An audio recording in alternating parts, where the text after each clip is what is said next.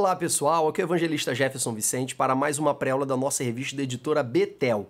O nosso tema de hoje é a Bíblia Sagrada como Manual da Família.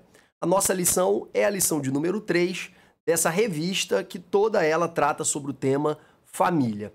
Irmãos, é com grande satisfação que eu estou aqui para fazer uma exposição que eu acredito que é uma das exposições que eu mais tenho para contribuir com a Igreja de Cristo. É para falar acerca do papel do marido e da esposa dentro do casamento à luz da palavra de Deus e os desdobramentos práticos dos textos bíblicos que nos orientam acerca desses papéis. Queridos, a aula de hoje vai ser marcante para a vida de muitos casais, eu tenho absoluta certeza em relação a isso.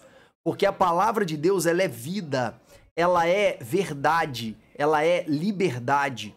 E ela é um caminho para nós alcançarmos a felicidade, conforme está escrito lá em Salmos capítulo 128, versículo 1 em diante. Então, meus irmãos, eu estou muito satisfeito de trazer essa colaboração para a Igreja de Cristo e tenho certeza que essa lição não vai servir somente para esse momento, mas também para outros momentos da vida dos irmãos no futuro, que quiserem consultar esse tema que é tão importante. Queridos, eu dividi a nossa exposição em alguns tópicos, tá bom? Primeiro, eu queria falar que a Bíblia é o nosso manual do fabricante. Deus constituiu a família. Portanto, se eu quero usar bem algum eletrodoméstico, algum automóvel, algum objeto, eu preciso consultar no manual do fabricante para que esse objeto serve e qual é a principal utilidade dele. Por exemplo, ou melhor dizendo, como eu faço a melhor utilidade dele, né? Por exemplo, é possível naquelas geladeiras mais antigas, você colocar uma roupa para secar na geladeira? Sim, pessoal. Quem é mais antigo aí sabe que esse era um costume bastante corriqueiro. Você estava com pressa, precisava secar uma roupa rápido, você colocava ali atrás da geladeira. Principalmente eu lembro na época de escola, que às vezes lavava a roupa no domingo e não dava tempo de secar, ou chovia, molhava, enfim.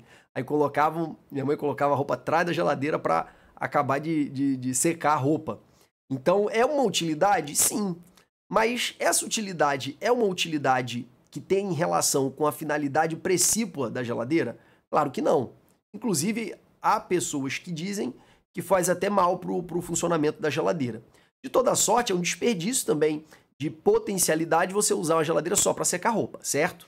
Então, se eu quero entender e quero utilizar bem uma geladeira, eu tenho que olhar no manual do fabricante. Por que essa geladeira foi feita e como ela funciona? Da mesma forma, irmãos, é a família. A família, ela foi constituída por Deus. E a melhor maneira de nós sabermos para que serve a família e como ela funciona é automaticamente analisando, observando o manual do fabricante, que é a Bíblia. A Bíblia é o manual do fabricante. E quando nós vamos para a Bíblia, irmãos, nós encontramos instruções para o papel do marido, para o papel da esposa, para o papel dos pais, para o papel dos filhos. Nós encontramos padrões de comportamento, pelo menos definido como ideais, para cada integrante da família. E hoje nós vamos tratar do papel da esposa, do papel do marido e vamos falar um pouco da divergência ou do conflito que existe entre o cristianismo e o feminismo. O feminismo, irmãos, ele propõe uma reconfiguração dos papéis sociais do homem e da mulher dentro da família e na sociedade. Então nós vamos analisar um pouco essa divergência e nós vamos mostrar que as respostas que o feminismo traz para alguns anseios sociais que às vezes são justificados, o cristianismo possui uma resposta muito melhor, que quase sempre é divergente da proposta feminista. Então nós vamos fazer essa análise ao final, mas nós vamos gastar quase 100% do nosso tempo quase todo, falando do papel da mulher e do papel do homem. E eu queria inaugurar essa lição estudando com vocês, analisando com vocês os principais textos bíblicos acerca da família, do papel do marido e do papel da esposa. Nós vamos fazer isso no primeiro tópico, para posteriormente a gente ganhar uma dinâmica maior na nossa exposição, porque é tanto conteúdo que eu preciso agilizar. Tá? Então, lendo de cara os versículos, eu vou usá-los como base, mas não vou precisar lê-los novamente lá na frente, tá bom? E também, ao final, eu quero responder algumas perguntas um pouco polêmicas, que eu espero que você fique até o final dessa exposição para que você saiba das respostas. A primeira delas é certo falar em submissão feminina em pleno século XXI? Eu nem digo feminina, eu digo da esposa, tá bom? Não é submissão de todas as mulheres, submissão da esposa. Em pleno século XXI, será que esse texto bíblico não estaria desatualizado? Será que ele não teria uma aplicação somente para aquele contexto histórico dos dias de Paulo, dos dias de Jesus, dos dias de Pedro, ou também até mesmo do Antigo Testamento? Segundo questionamento, A Bíblia considera os homens superiores às mulheres e por isso dá para eles a primazia da liderança? Isso é verdade? Realmente a Bíblia considera o homem superior à mulher? E, por fim, vamos fazer algumas considerações partindo do pressuposto que a condição social da mulher hoje é uma condição desfavorável, principalmente no tocante à dupla jornada de trabalho, ao ônus da criação dos filhos mesmo tendo que trabalhar. Então nós vamos debater essa questão aqui à luz da palavra de Deus, tendo em vista as propostas feministas, tá bom? Então, a proposta feminista é a solução? Nós vamos analisar quais são as sugestões do feminismo e qual é a orientação da palavra de Deus para solucionar esses problemas, porque existem sim problemas que precisam ser resolvidos, tá bom? E antes de avançarmos, é costume, né, a gente pedir que você deixe a sua curtida nesse vídeo, deixe também o seu comentário, se você gostou do vídeo, comenta aí, me edificou, eu vou usar tal parte na minha aula, interage com a gente, faça perguntas, faça sugestões, vai ser um prazer interagir com vocês, isso ajuda também a propagar o nosso vídeo. E se você não é inscrito no canal, não deixe de se inscrever.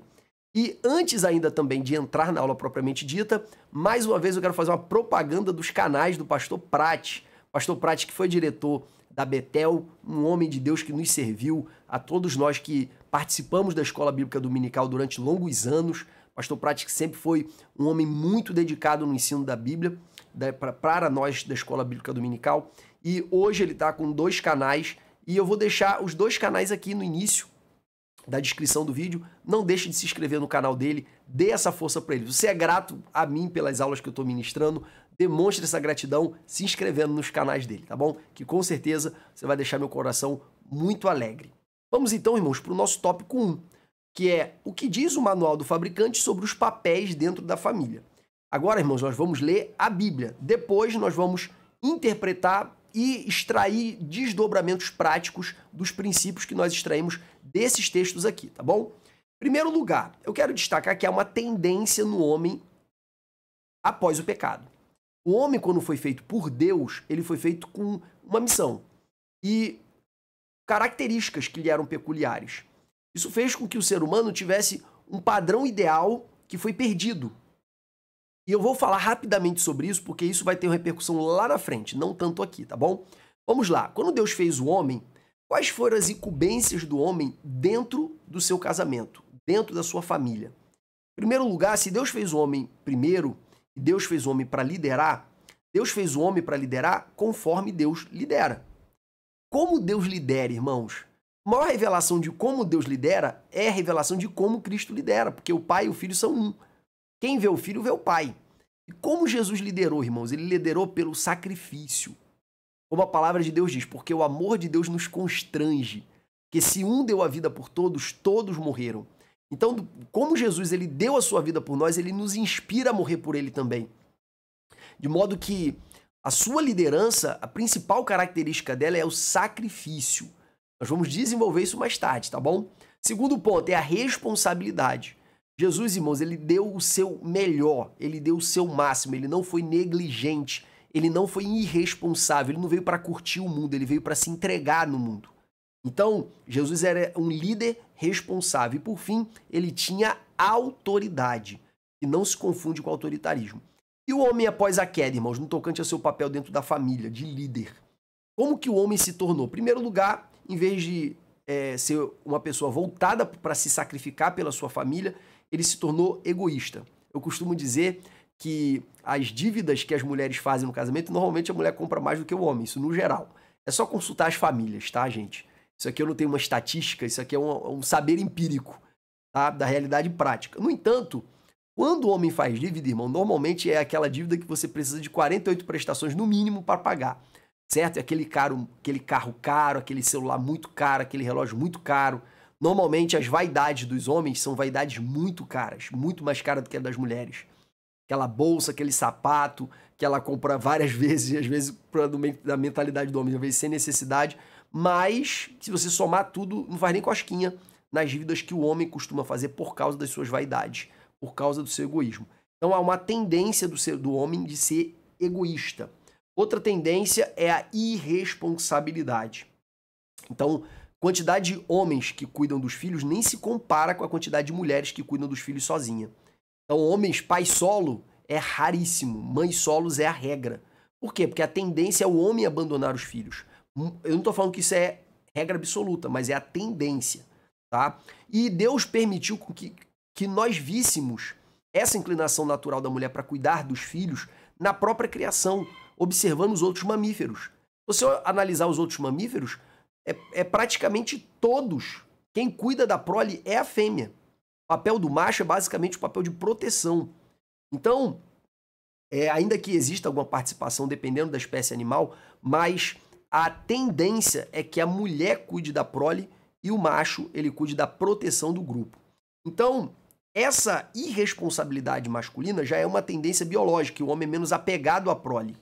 Só que, com a degeneração do pecado, o homem, além de não ser tão geneticamente inclinado a se apegar à prole como a mulher, não é que ele não se apegue, não é que ele não ame os filhos, é que geneticamente ele tem uma inclinação menos intensa. A mulher gera um filho no seu ventre, ela amamenta, ela tem uma sensibilidade maior para os filhos.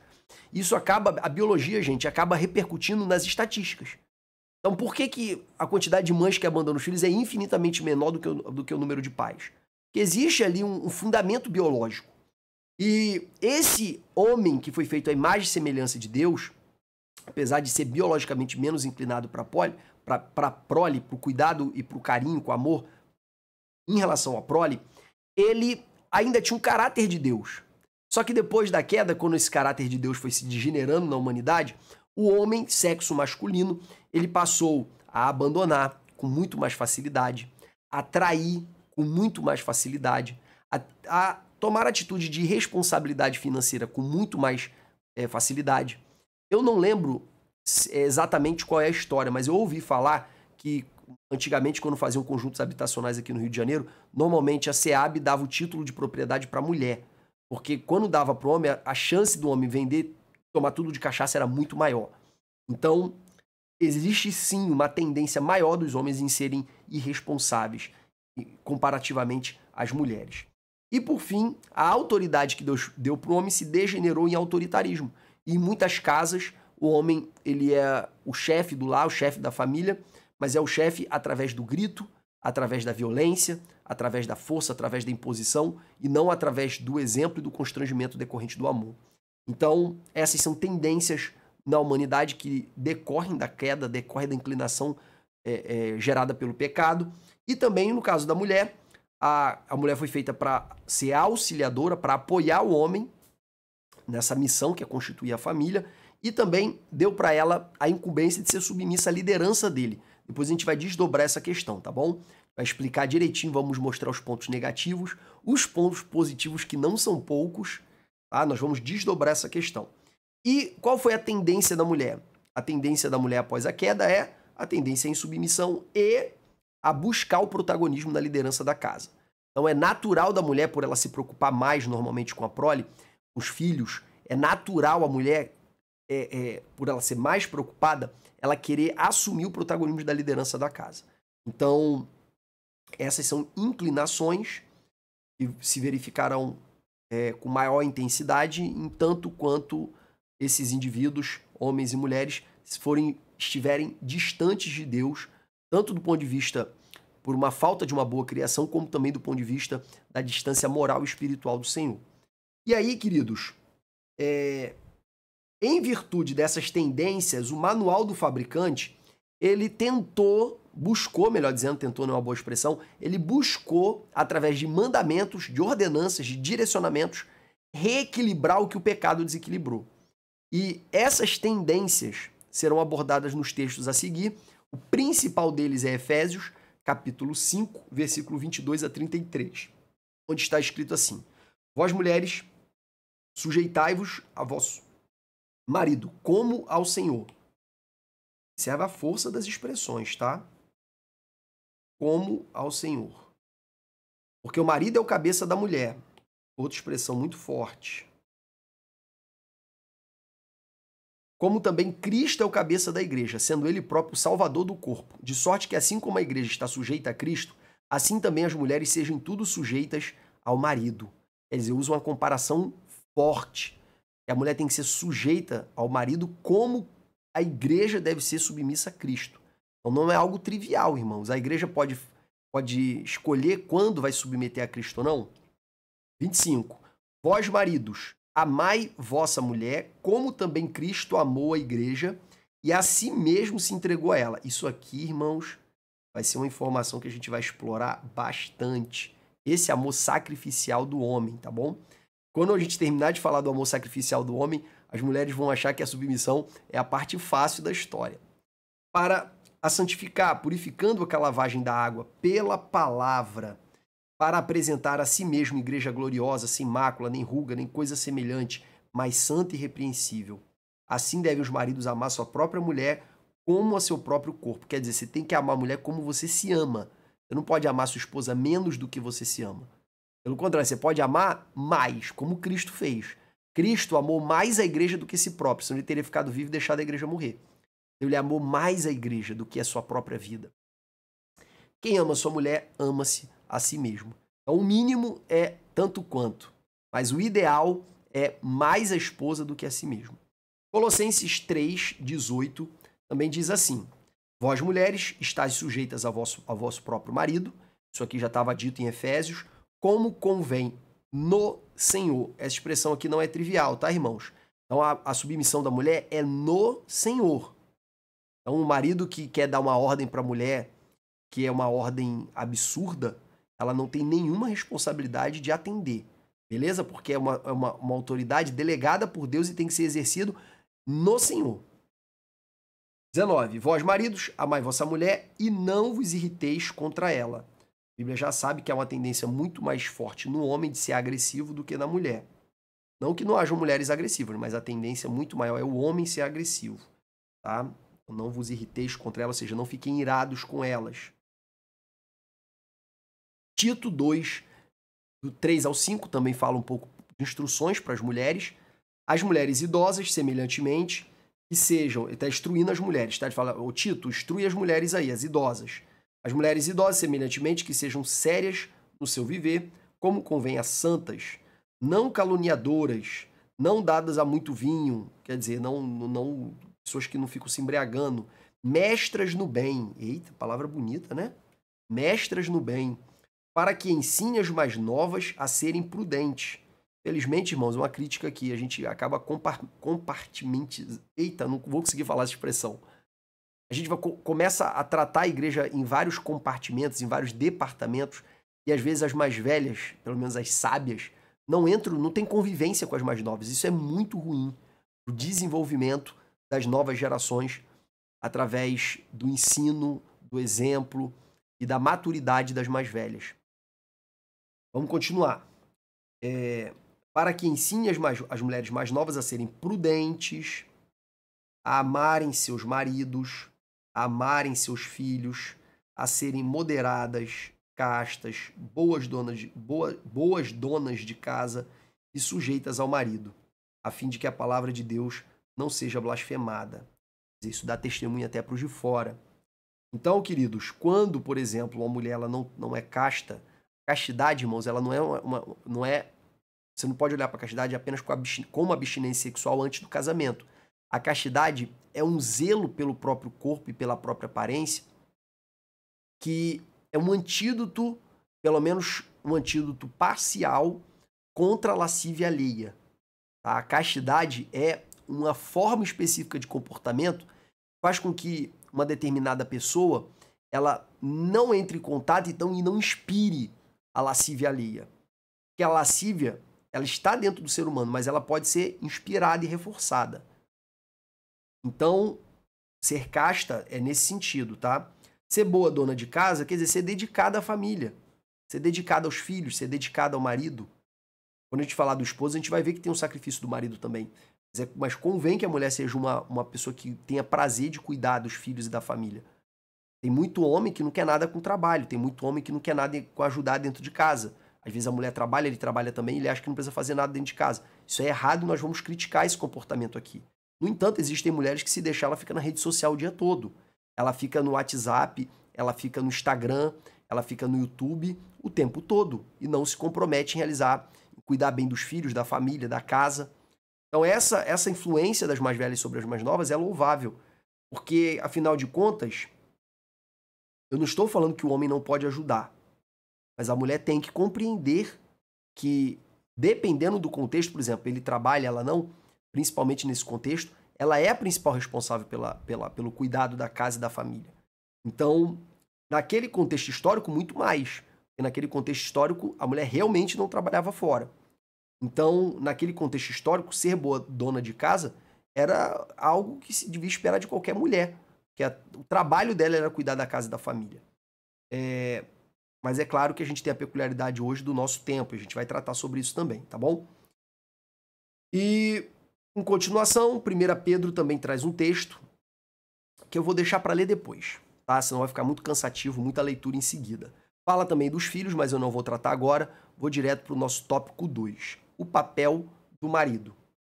Irmãs e irmãos, quando eu falo do papel do marido e da esposa, o texto bíblico ele começa pelo papel da esposa. Ele começa dizendo lá em Efésios 5:22 para as mulheres serem submissas aos maridos.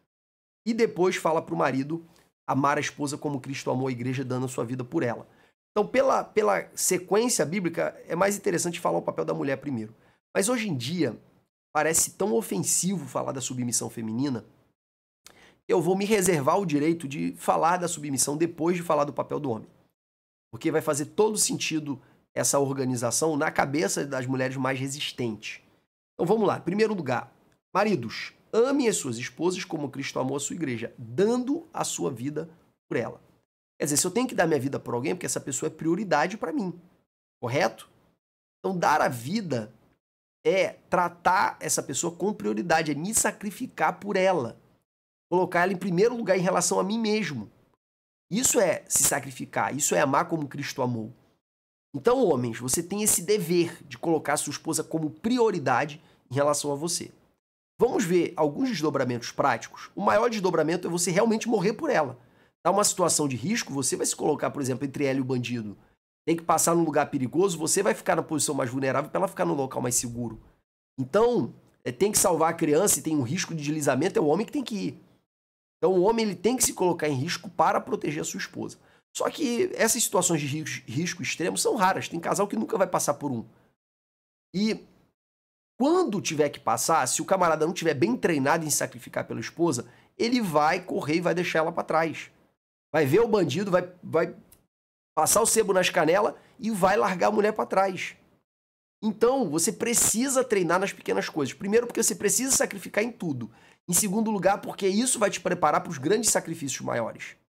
Então, treine nas coisas do dia a dia, nas coisas banais. Eu vou dar aqui alguns exemplos que eu dou para os noivos que fazem o curso de noivos comigo. Vamos lá. Você chega em casa e vê um bife bonitão na panela e com aquele que tem um nervo no meio, ele fica todo... Eu pergunto para os noivos assim, qual será o seu? Aí o noivo dá aquela risadinha sem graça, né? A noiva dá aquela risadinha de alegria. Aí depois que ele entende que ele precisa se sacrificar pela sua esposa como Cristo se sacrificou pela igreja, dando a sua vida por ela, ele entende. E ele tem que ficar com o feioso. Depois eu falo, ó, você tá passando na rua, calçada muito estreita, um cabe na calçada, outro tem que andar no acostamento, correndo mais risco. Quem é que anda no acostamento? É o homem. Os dois vão pro trabalho ou vão fazer alguma atividade na rua, um tem carro e o casal só tem um carro. Quem tem a primazia para ir de carro? Vamos supor que as distâncias são parecidas e tudo mais, para não gerar outros questionamentos. A primazia é dela. E ame a sua esposa como Cristo amou a igreja, dando a sua vida por ela. Tarefas domésticas. Os dois trabalham. Os dois. Você vai deixar a esposa ter a dupla jornada de trabalho? E você vai ficar vendo jogo de futebol? Não, né? Claro, irmãos, que cada caso é um caso, cada família é uma família. Tem esposa que prefere que o marido faça outra coisa que para ela, ao ver dela, é mais útil do que ajudar na casa. Na minha casa, minha esposa, tudo que ela pode me liberar para eu fazer outras tarefas que ela considera mais importantes, tanto na obra de Deus, como também no meu estudo, na nossa vida secular, ela prefere me liberar. Então, mas é a escolha dela, porque eu sei da minha responsabilidade. Se tiver que fazer, farei. Porque eu entendo que quando os dois trabalham, um não pode ficar sobrecarregado depois do expediente normal. Então, queridos, você que é homem, ame a sua esposa como Cristo amou a sua igreja, dando a sua vida por ela, inclusive no tocante às tarefas domésticas. Pelo menos meia-meia. Pelo menos meia-meia. Tá? Outra coisa. Primeiro a família, depois você. Quando a gente fala de família, no ideal romântico, onde as pessoas casam para serem felizes, a perspectiva de futuro é sempre egocêntrica, sempre diz respeito ao eu.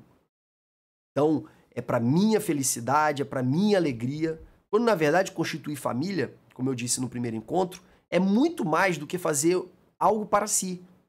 A família, assim como uma empresa que tem 1000 funcionários, ela tem uma importância social que transcende o interesse particular dos sócios no lucro que ela pode dar. Aquela empresa ali, ela não é apenas uma fonte de lucro. Ela se tornou algo muito maior.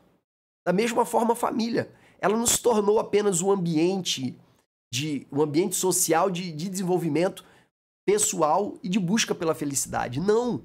A família, ela assume uma importância que transcende o indivíduo e alcança, em primeiro lugar, os outros integrantes da família, porque não há um ambiente mais saudável para a criação de filhos, para a segurança emocional e para o desenvolvimento pessoal do que a família, e também uma função social, o impacto na sociedade como um todo, porque a família é a célula máter da sociedade. Famílias desestruturadas geram sociedades desestruturadas.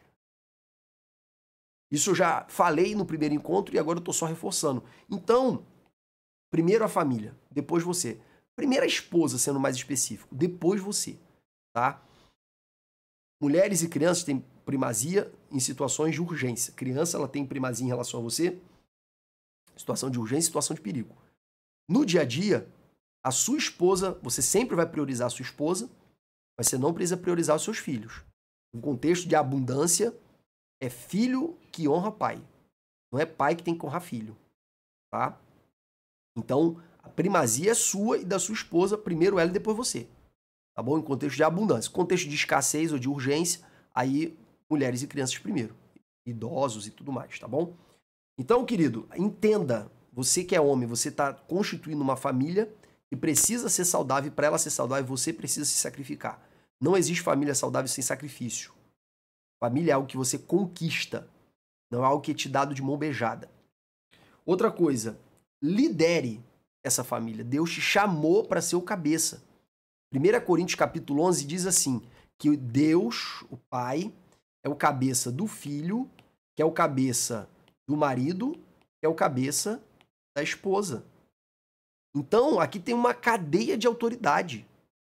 Da onde vinha a autoridade de Cristo? Cristo falou, eu nada faço de mim mesmo, eu nada falo de mim mesmo, eu só faço e falo aquilo que o Pai me manda, ou que meu Pai me concede que eu faça. Então a autoridade de Cristo estava totalmente vinculada ao Pai. E não era porque Cristo era ontologicamente inferior ao Pai. Não. A Bíblia fala que no princípio era o Verbo estava com Deus, e o Verbo era Deus. Ou seja, ele era igual ao Pai.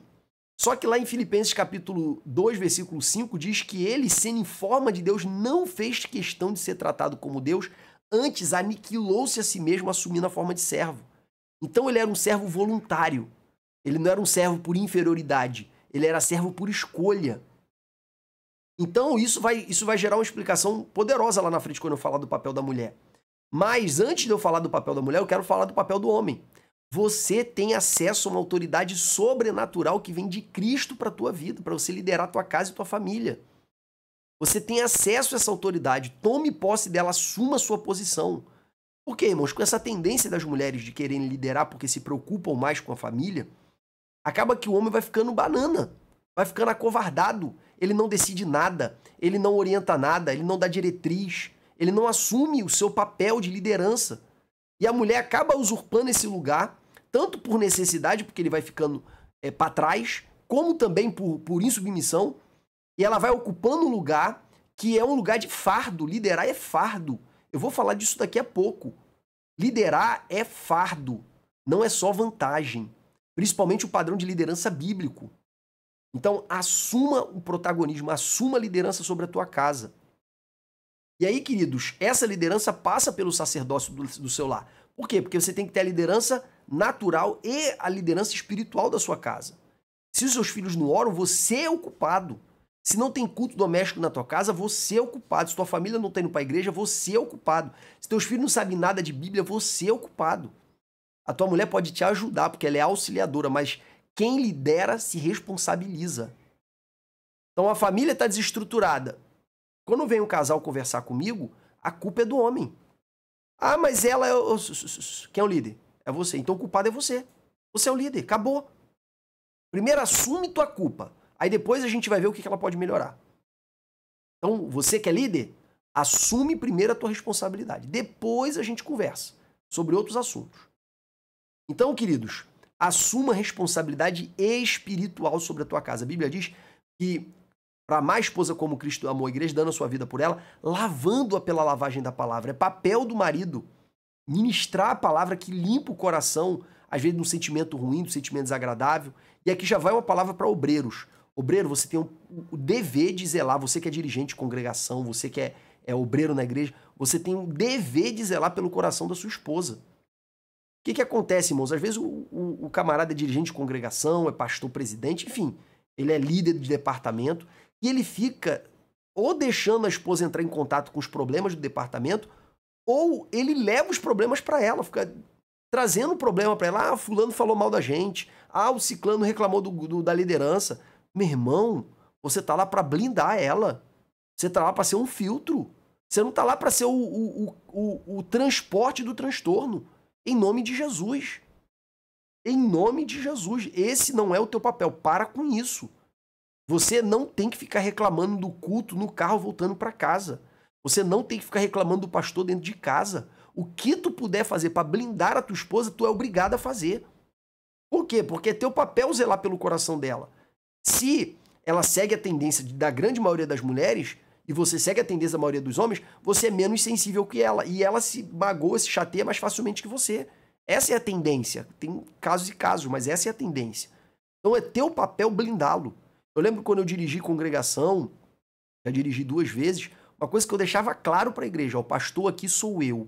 Quem resolve o problema sou eu. A Roberta me ajuda.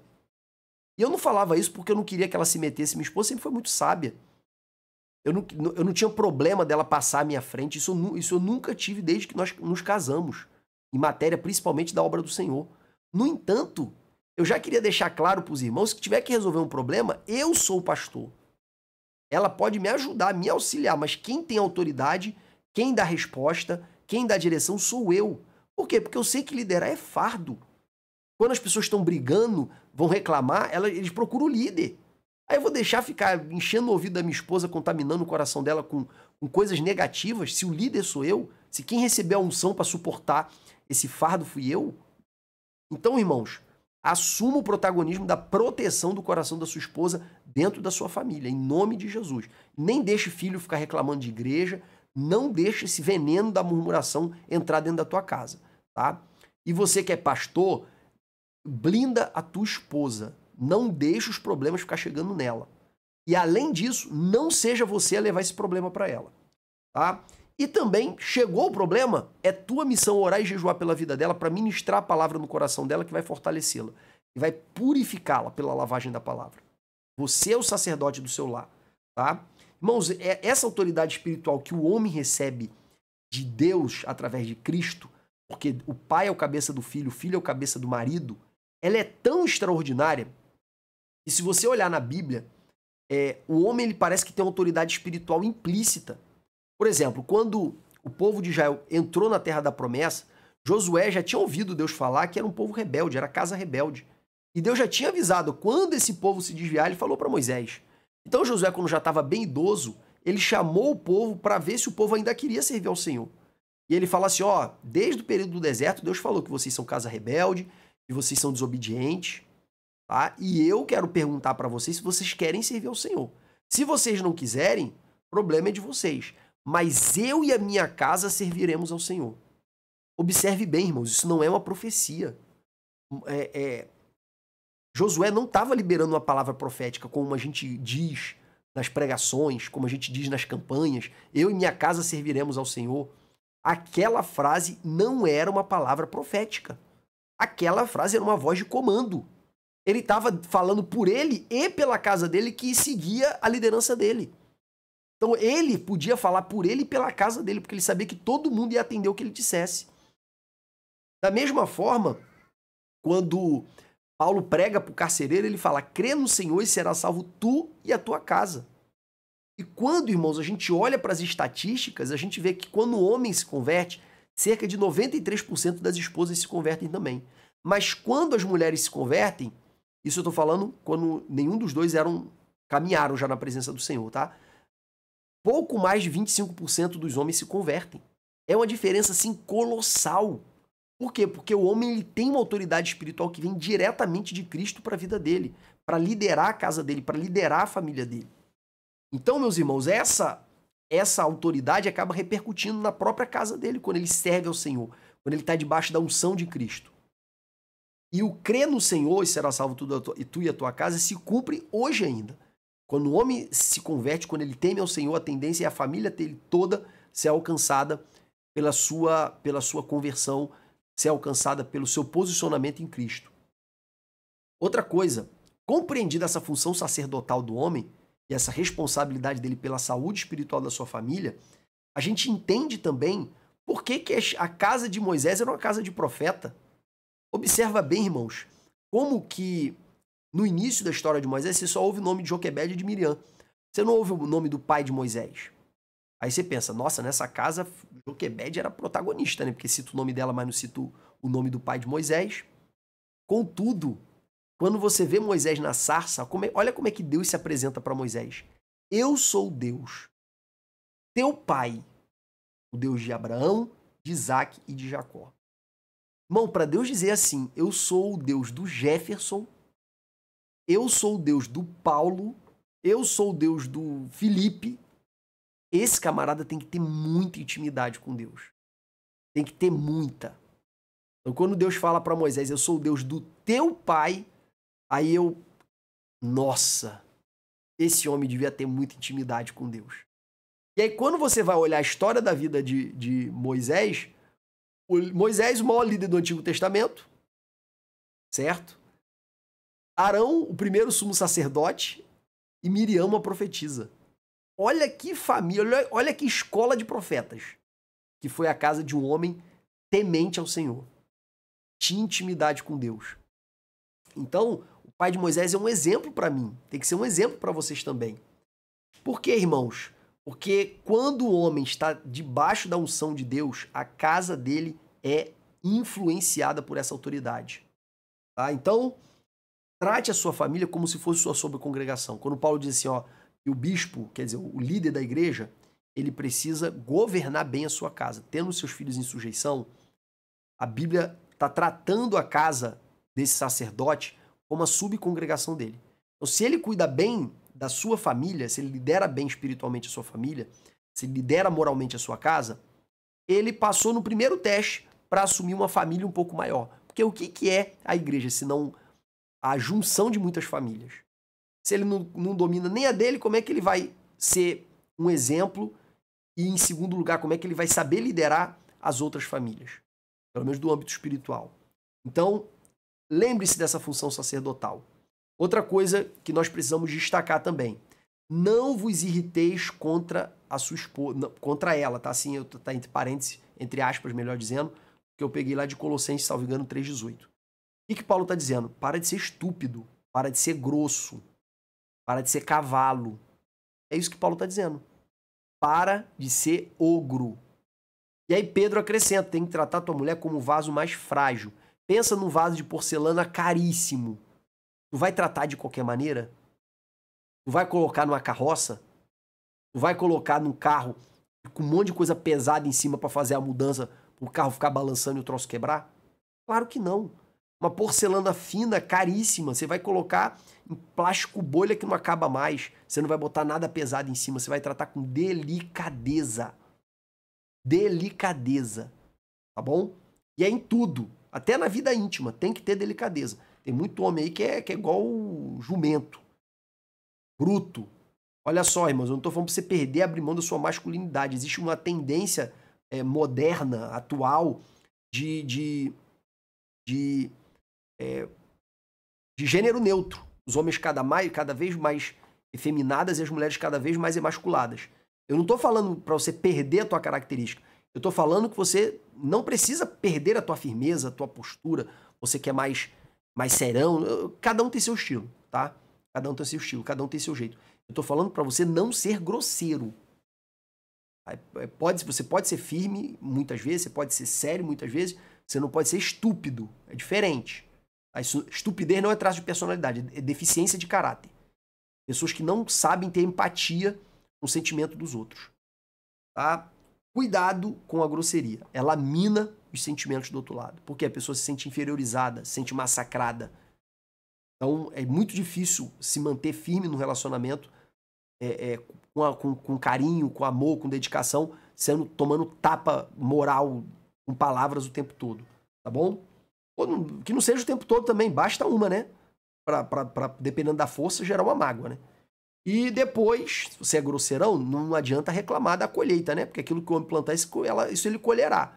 Ele vai lá, magoa a esposa e depois quer que ela durma de baby doll. Não vai rolar mesmo, vai dormir de calça jeans, tá? Sem falar a mágoa, que às vezes fica. É o vaso mais frágil. Você não pode tratar ela pensando que se fosse contigo, você ia levar numa boa. O problema é teu. Ela é ela, você é você. Tá?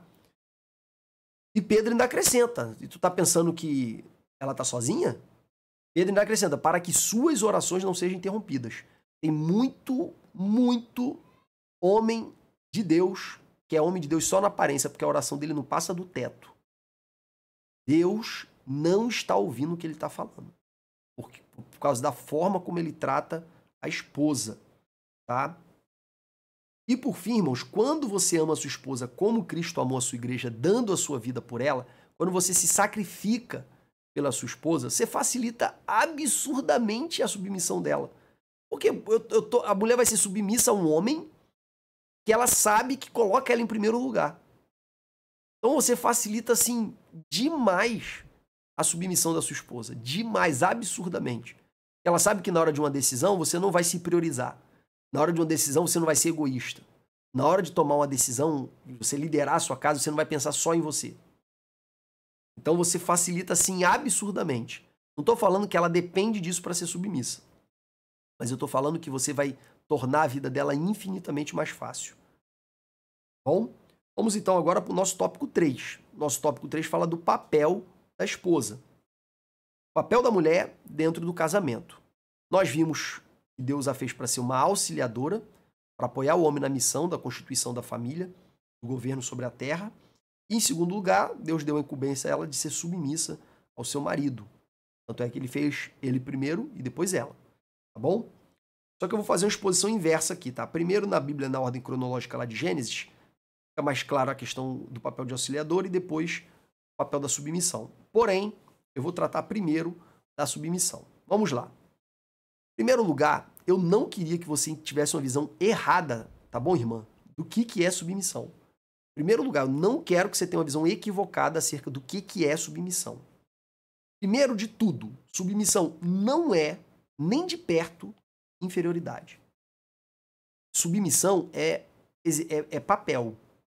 Tá? Submissão é papel. É um papel que você vai exercer dentro do seu relacionamento. Isso não significa que você é inferior por causa disso. Você quer ver? A própria Bíblia, irmãos, ela fala que para Deus não existe homem, mulher, servo, livre, bárbaro, grego, que todos foram feitos à imagem e semelhança de Deus. Não há distinção ontológica de valor, não há distinção entre homem e mulher. Deus não fez o homem mais inteligente, Deus não fez o homem... Ah, mas e no aspecto físico? No aspecto físico teve diferença. O homem é mais forte, a mulher gera filho, o homem não. Tá? O homem normalmente tem mais destreza. Isso vai repercutir nos esportes, nas tarefas mais penosas da sociedade, normalmente são os homens que fazem. Então, Deus, do ponto de vista de Deus, tanto o homem quanto a mulher foram feitos à imagem e semelhança dele. Não há diferença de valor entre homem e mulher. Não há diferença ontológica do ser entre homem e mulher. No entanto, queridos, existe diferença de papéis. Não é porque tem o mesmo valor, a mesma importância, que terão os mesmos papéis. Bom, outro texto que fala também dessa ausência de diferença ontológica é o que Paulo fala em 1 Coríntios 15, que fala que tanto o homem veio da mulher quanto a mulher veio do homem. E ambos vieram de Deus. Então não existe uma primazia entre homem e mulher, nem desse ponto de vista. Tudo bem? E o cristianismo, irmãos, ele é, do ponto de vista social, uma religião, veio reabilitar a mulher na sua importância. Porque a mulher nos dias bíblicos, tanto do ponto de vista do judaísmo, quanto do ponto de vista greco-romano, ela era um ser inferior. O cristianismo, com essa ideia de que todo ser foi feito à imagem e semelhança de Deus, reforçada, que sim, já existia no judaísmo, mas que no cristianismo ganhou um protagonismo muito maior. Pedro, quando ele está falando lá em 1 Pedro capítulo 3, versículo 7, acerca de como o homem tem que tratar a sua mulher, ele diz para nós tratarmos a nossa esposa como co-herdeiras de Cristo. Quer dizer, ela vai ocupar a posição semelhante à nossa no reino de Deus. Não vai ter primazia de liderança no reino de Deus. Se bobear, as mulheres algumas mulheres vão exercer funções de autoridade superiores à nossa. Porque elas são co-herdeiras das mesmas promessas. Então, essa visão do cristianismo sobre a mulher e o homem, ela é revolucionária para aquela época. Revolucionária. No entanto, isso não significa mudança, que os papéis são idênticos. Aí eu vou falar um pouco mais disso daqui a pouco. E o segundo argumento que indica como que submissão não tem nada a ver com inferioridade é porque a Bíblia fala de submissão em vários outros contextos, sem partir do pressuposto que as pessoas são inferiores só por terem a necessidade de serem submissas. Vamos ver alguns exemplos? Em primeiro lugar, a Bíblia fala 2 vezes para sermos submissos uns aos outros. Quer dizer, eu tenho que me submeter a todo mundo. Por exemplo, chego na igreja, eu tenho um pastor local, da congregação, da sede, mas tem um pastor local. Eu vou pregar, eu me submeto a ele. Ah, mas você não é maior, capaz? Você não sabe governar a sua própria vida? Sim. Mas a Bíblia não manda eu me submeter aos meus pastores, meus líderes? Então, quando eu recebo um convite, primeiro eu pergunto para ele, pastor, posso ir? Tá liberado? Se não tiver, não tem problema não. Pode ir, meu filho, Deus te abençoe. Então, meus irmãos, submissão não é inferioridade.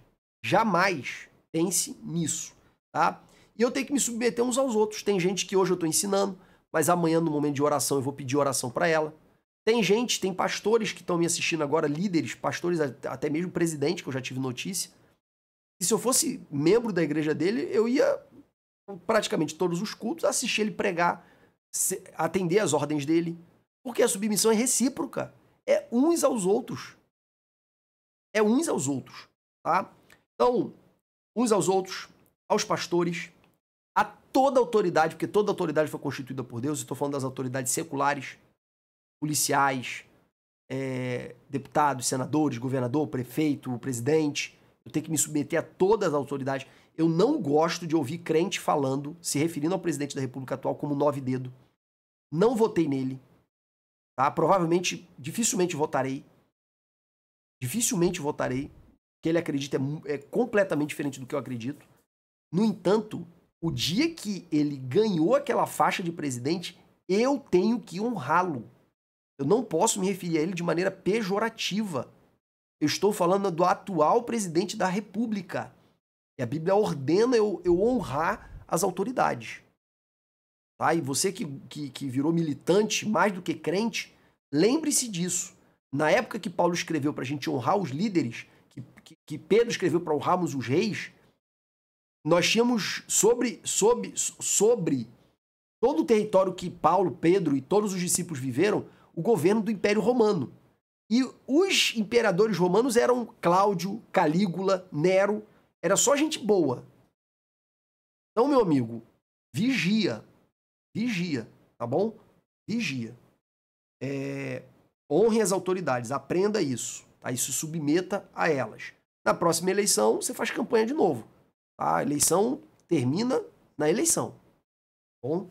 Fica fazendo campanha o resto da vida, não. Se posicione politicamente em relação a pautas e tudo mais, mas a eleição acabou, gente. A eleição acabou. Agora você tem um presidente, você tem que honrá-lo. Tá bom? Como o atual presidente. Então, até porque você é homem que não honra, que zomba, trata de maneira pejorativa o teu atual presidente, você está desonrando um líder. Você espera que plantando essa atitude, você vai ser honrado pelos teus filhos, pela tua esposa, pela tua família? Enfim. As autoridades prefeito, governador, todas as autoridades, tá? Policial no trânsito, os líderes e pastores, ministros do Supremo. Eu posso discordar absolutamente de várias decisões, mas eu não posso ser desrespeitoso. Em nome de Jesus. Crente fazendo isso é uma vergonha. Todas as autoridades. Enfim, desabafo. Servos em relação aos seus senhores. Hoje em dia a gente não tem mais servidão, graças a Deus. Inclusive, o fim da escravidão teve como protagonistas, pelo menos no seu momento inicial, cristãos, que entendiam que todos os seres humanos foram feitos à imagem e semelhança de Deus, que ninguém poderia ser tratado como objeto, e não existe mais relação de servidão, mas na época da Bíblia existia. E o evangelho, irmãos, ele é subversivo ao mesmo tempo que ele é conservador.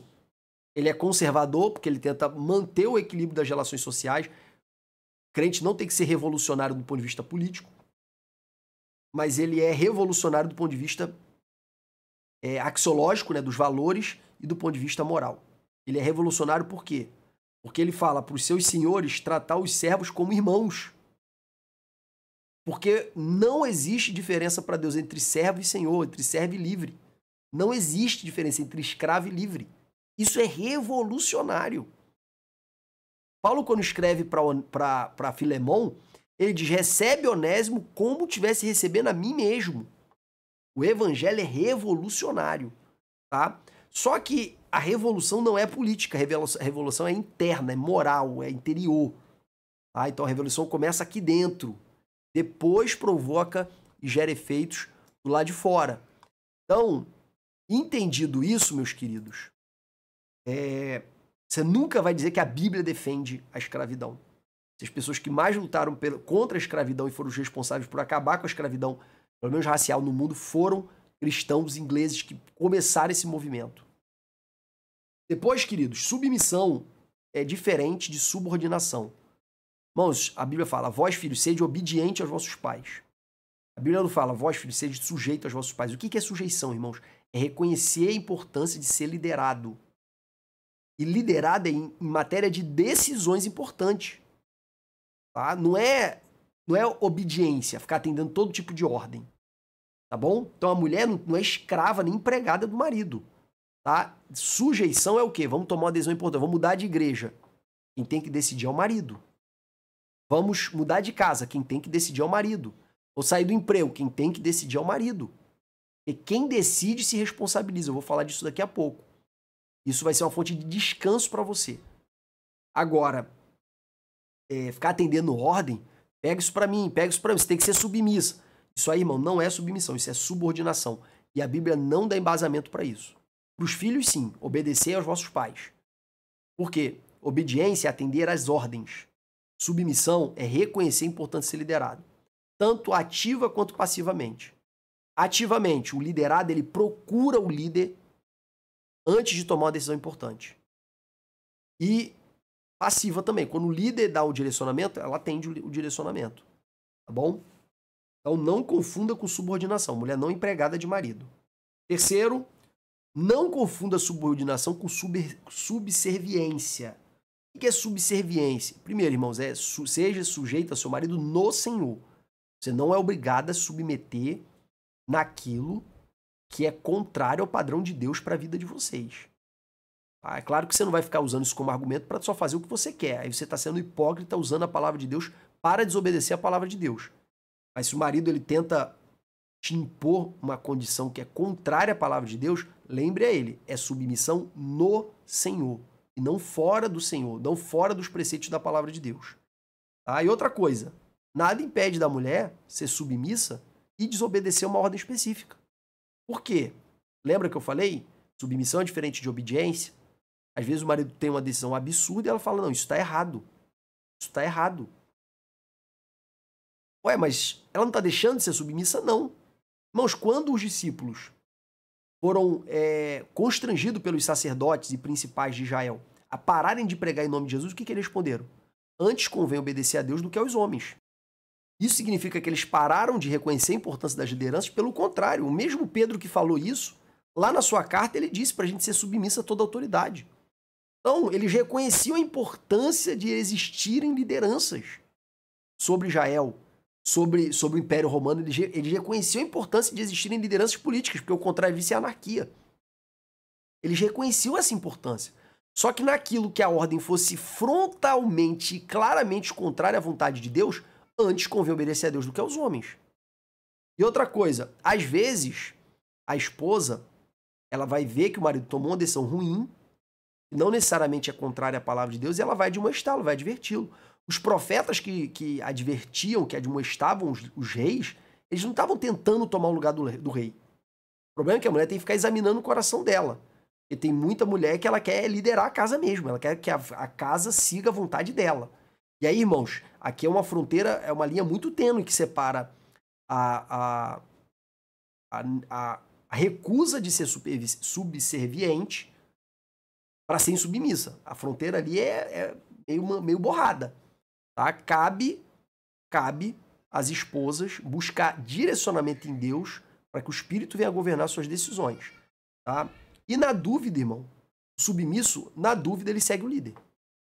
Tá? Se a opinião sua não é tão superior assim à dele, que existe margem de interpretação, na dúvida, o voto de Minerva é o do líder. Eu entendo uma coisa, ele entende outra. O que ele falou não é nada absurdo, não é nada frontalmente contrário à palavra de Deus, o voto de Minerva é dele. Até porque, irmão, só tem 2 votos. Se você não quiser ser submisso, o que vai acontecer?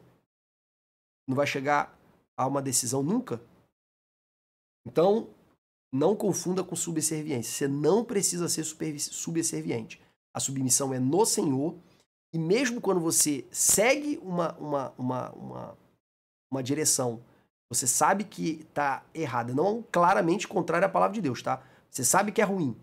Nada te impede de admoestar o seu marido. Eu vou com você, estamos no mesmo barco, eu não estou torcendo para o barco afundar, mas a gente está na direção errada.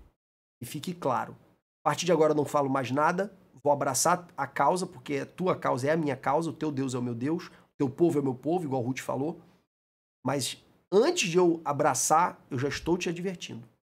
Então seja profeta dentro da tua casa, não seja subserviente. Não seja cúmplice de erro. O marido fala para a mulher, ó, fala que eu não tô. Aí a mulher, não, ele não tá em casa não. Tá sendo cúmplice no erro dele. Isso não tem nada a ver com submissão. É no Senhor. E, por fim, passividade. Tem muita mulher que é vítima de violência moral, psicológica, patrimonial, física. Isso nada tem a ver com submissão, irmã. Em nome de Jesus. Se a violência é física, trate isso como abandono. Tá? Quem está agredindo é porque não quer viver junto. É esse o recado. Ele está falando com atitude. Ele não está falando com a boca, mas está falando com atitude. Trate isso como abandono. Você está liberada desse casamento em nome de Jesus. Paulo fala que o marido descrente, se ele não quiser conviver com a esposa fique livre. Porque Deus não vos chamou para sujeição. Deus não vos chamou para ficar debaixo de julgo. Deus não chamou vocês para ficar debaixo de julgo de escravidão. Não. Se ele não quer, tá liberada. Agora, ele pode manifestar isso verbalmente, eu quero separar, quando o marido ímpio, ou ele pode mostrar isso com atitude, querendo te espancar. Em nome de Jesus. Tá? Não aceite que ele toque em você. Não aceite. Tá? Quando eu pastoreei congregação, uma das coisas que eu disse foi o seguinte, irmã, se você é vítima de violência doméstica, fale comigo. Eu tenho certeza que eu vou ter aqui obreiro corajoso e eu vou chamar pelo menos uns 2 ou 3 obreiros para ir comigo lá na sua casa, pra gente conversar com seu marido. Não é pra bater boca e brigar, não. Pra conversar com ele. Falar, meu amigo, nós estamos tomando conhecimento disso. É verdade? Pastor, não se mete. Tá bom, daqui eu vou direto pra delegacia, então. Já que é pastor, não se mete. Você quer conversar? Ou você quer conversar lá na delegacia quando a polícia vier te buscar aqui? Posso conversar pacificamente. Meu papel aqui é trazer a paz. É apaziguar. O que você prefere? Falei isso para as irmãs. Tem um monte de pastor frouxo aí que não dá vida pelas ovelhas. Você é covarde. Você é covarde. Você foi chamado para ser como Davi, dando a vida pelas suas ovelhas. Tá? Pelas ovelhas que o Senhor entregou nas suas mãos. Tem muita mulher aí vítima de violência, às vezes de obreiro, o pastor sabe, nada faz. Covarde. É o pastor covarde. E aí, irmãos, você não precisa ser passiva. Então, violência, minha filha, procure apoio. Comente com pessoas que você sabe que você possa confiar, especialmente da sua família. Procure apoio para te levarem numa delegacia e conseguir uma medida protetiva contra esse covarde. Agora, outros tipos de violência, ele grita com você, não aceite. Ah, pastor, separo? Cada caso é um caso, às vezes é um grito que está às vias de virar uma agressão física, e aí a gente tem que ver no caso concreto, mas um grito em si não é suficiente para você separar. Ah, mas estou me sentindo oprimida. Tá, resolve o problema. Você não pode fingir que nada está acontecendo. Entendeu? Você não pode fingir que nada está acontecendo. Você tem que se impor. E outra coisa, às vezes a mulher vai ficando acuada, e quando você fica muito acuado, o teu cérebro passa a liberar cada vez menos serotonina, que é o hormônio da felicidade. Da sensação de bem-estar, da sensação de confiança. E essa liberação de serotonina faz com que você, por exemplo, não fique com depressão. Você, por exemplo, tenha ânimo de fazer suas tarefas. E aí, quando a pessoa é muito oprimida, ela vai ficando covarde, com medo de tudo. Ela vai ficando desanimada de tudo. Quando a pessoa ela é muito oprimida, muito sufocada, muito agredida fisicamente, verbalmente, de todas as outras formas, ela vai ficando encolhida. Vai ficando cada vez com menos força para enfrentar a vida. Tá? Isso tem comprovação científica. Então o que você faz? Tem um livro, 12 Regras para a Vida, do Jordan Peterson. Ele fala pra gente, ele cita as pesquisas da Lagosta. Você se manter ereto, para você se posicionar e enfrentar a vida de frente. Muito bom esse livro, principalmente esse primeiro capítulo. Então, você tem que se impor. Outra coisa, você não tem que abrir mão do seu casamento por qualquer motivo. Mas você tem que se postar como uma vítima voluntária. Eu estou num casamento que nesse momento está numa fase ruim, mas porque eu escolhi obedecer a palavra de Deus. Vê como é que Jesus falou com Sinédrio. Vê como é que Jesus falou com Pilatos. Ele estava ali sendo espancado, às vias de ser morto, mas veja como é que ele não estava como alguém inferior naquela condição. Olha como é que ele fala com Pilatos. Nenhum poder tu teria sobre mim se do alto não tivesse te sido dado. Veja como Paulo falou com Festo, lá em Cesareia, na sua defesa. Veja como ele falou. Ele teve a ousadia de dizer que eu queria que vocês fossem como eu, tirando essas algemas. Ele fala isso pro rei, pro procurador romano e pro rei da Galileia, pessoas que tinham o poder de soltá-lo naquele momento. E ele fala com ousadia, com intrepidez. Por quê? Porque ele não estava na posição de vítima. Então, irmã, ou às vezes até irmão, que tem irmão que também é oprimido, não se coloque na condição de vítima passiva.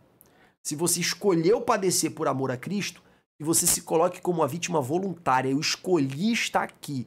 Eu não sou uma vítima da vida. Eu entrego a minha vida, como Jesus disse. Ninguém toma a minha vida, eu mesmo a dou. Para depois voltar a tomá-la. Então, a vítima voluntária é diferente da vítima passiva. A vítima voluntária é: eu estou numa situação ruim, mas estou aqui porque eu escolhi obedecer. Isso faz toda a diferença no teu cérebro. Então, não aceite que ele te agrida jamais. Não aceite que ele grite com você. E como é que você vai proceder? Você vai gritar com ele também, né? Claro que não, né, irmã? A palavra branda, a placa furou. E a ríspida suscita a ira. Você não vai abaixar a cabeça, no sentido de deixar pra lá, ele estava nervoso, ele estava bêbado, nada disso. O que você vai fazer? Você vai esperar o momento oportuno, quando tudo tiver calminho, aquela jantinha na mesa, ele tá feliz, na hora de deitar, fecha a porta do quarto, se tiver filho, tranca, liga a luz, senta aí que eu quero falar com você. Olha só, você não me tirou da casa da minha mãe para falar comigo de um jeito que nem meu pai falava. Então você se posiciona como líder dessa casa, como homem dessa casa que tá aqui para me proteger, tá aqui para me dar segurança e não tá aqui para me torturar, para me oprimir. Você tá aqui para ser vilão, você tá aqui para ser herói.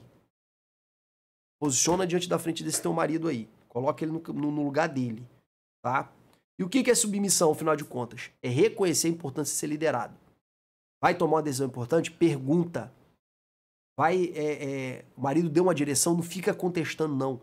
Dialoga se você acha que ele tá errado.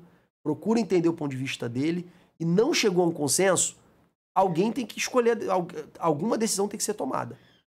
Siga a liderança dele.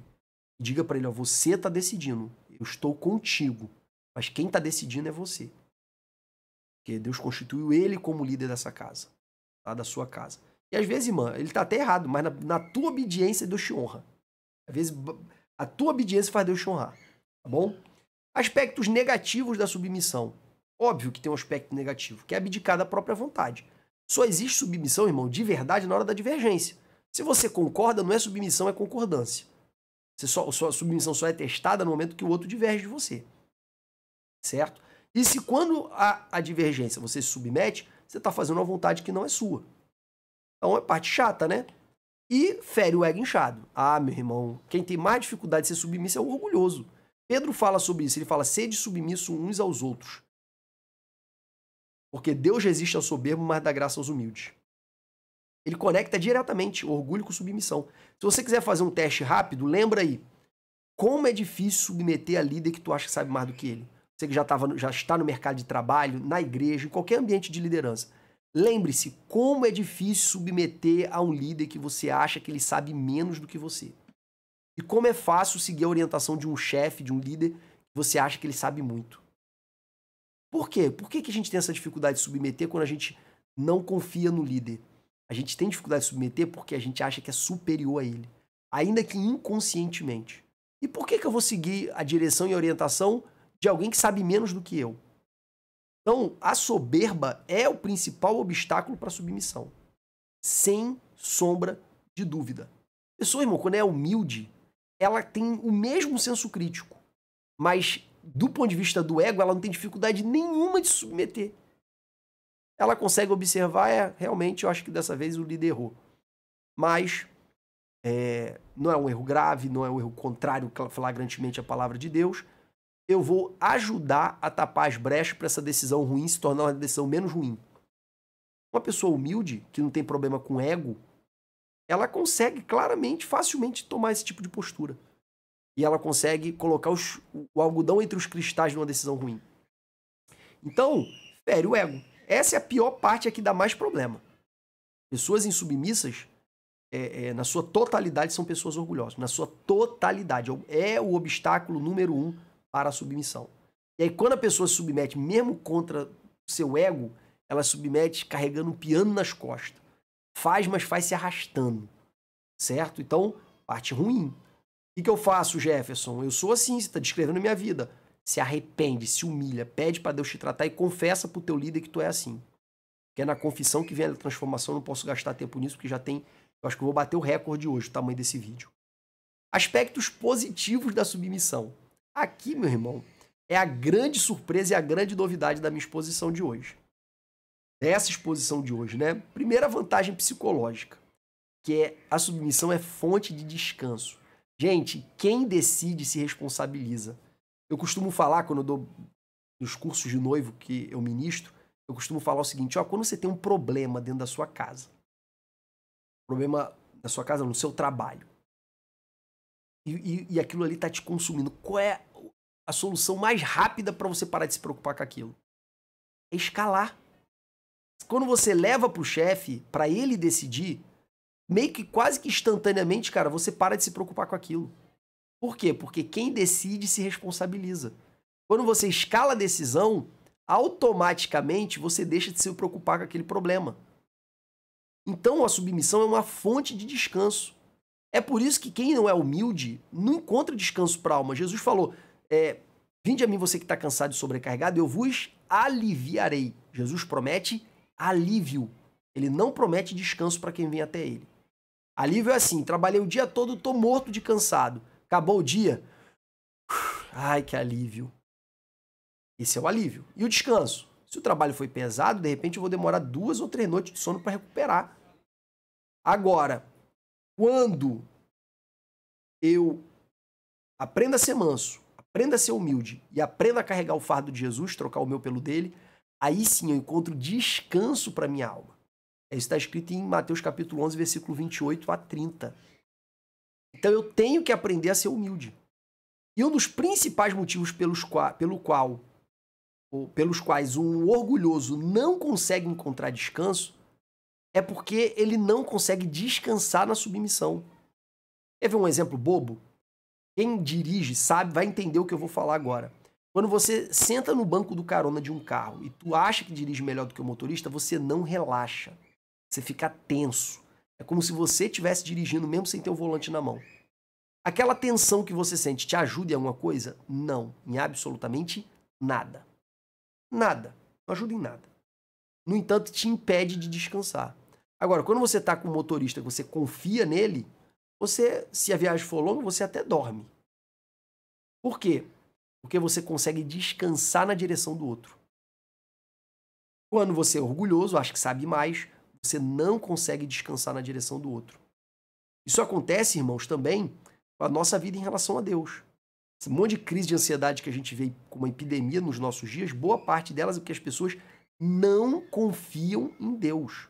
O salmista Davi fala no Salmo 23, o Senhor não é meu pastor e nada me faltará? O Senhor não faz me deitar em rede de paz? O Senhor não guia-me pelas águas tranquilas e refrigera a minha alma? O Senhor não me guia pela vereda da justiça por amor de seu nome? Ou seja, o Senhor não faz tudo por mim? Então, ainda que eu andar pelo vale da sombra da morte, não temerei mal algum, porque tu estás comigo. Ponto. Se o Senhor cuida de mim em tudo, o Senhor vai cuidar de mim no vale da sombra da morte. Só que eu só consigo ter essa confiança no vale da sombra da morte se eu enxergo o cuidado de Deus em todo o resto. Confiança não é algo que você deseja. Confiança é algo que você desenvolve.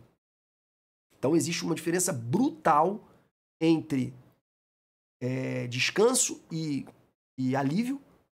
E o alívio e o descanso só é alcançado por quem aprende a ser humilde.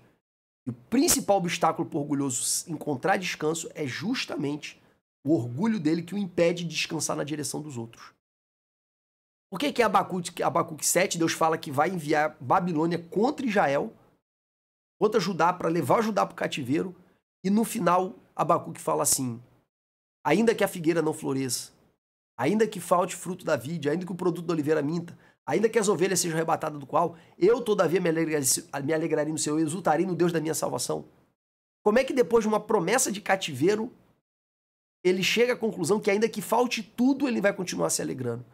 Ele aprendeu a descansar na soberania de Deus, especialmente quando Deus falou para ele, sim, eu vou enviar os babilônicos para levar o povo de Judá para o cativeiro, mas depois eu vou exercer juízo contra a Babilônia também, porque eu estou no controle de tudo. Aí Abacuque 3 é um cântico sobre a autoridade e o governo de Deus, sobre todas as coisas. Como Deus está no controle, meu amigo, eu posso descansar mesmo no momento difícil. Então, quando eu me deixo ser guiado, eu descanso na autoridade do outro. Ana e Rebeca, a diferença de Ana para Rebeca. As duas eram estéreis. Por que tu vê Ana tensa, muito tensa, e vê Rebeca muito tranquila? Se as duas eram estéreis. A explicação é simples. Ana, a Bíblia diz que quando ela fala para o seu marido por que ela está triste, ele fala assim, eu não sou melhor para você do que 10 filhos? É o bambambam, né? Eu vou usar uma expressão aqui que talvez alguém se escandalize, mas é do vocabulário corriqueiro, então se adapte. É o gostosão, né? É o bambambam. Eu não sou melhor para você do que 10 filhos? E aí, quando ela chega no templo, quem tem a responsabilidade total de orar pela descendência? Ela. E esse peso é tão grande que ela chora como se ela estivesse embriagada. Tamanha era a crise emocional que ela estava vivendo ali no templo. Todavia, Rebeca, que também era grávida, que também era estéril, você não vê ela tensa em momento nenhum. Mas quando você lê o texto, você vê que Isaac orava instantemente ou insistentemente para Deus abrir a madre de Rebeca. Então, como ele assumiu o peso da responsabilidade de buscar o milagre, Rebeca pôde descansar na liderança espiritual dele. Então, querido, descansar na liderança do outro é isso. E por que a mulher tem que ser submissa? Já vou te dar um primeiro argumento, filha. Porque você é mais sensível que o teu marido. Várias vezes eu já peguei, já conversei com amigas da minha esposa, amigas de trabalho.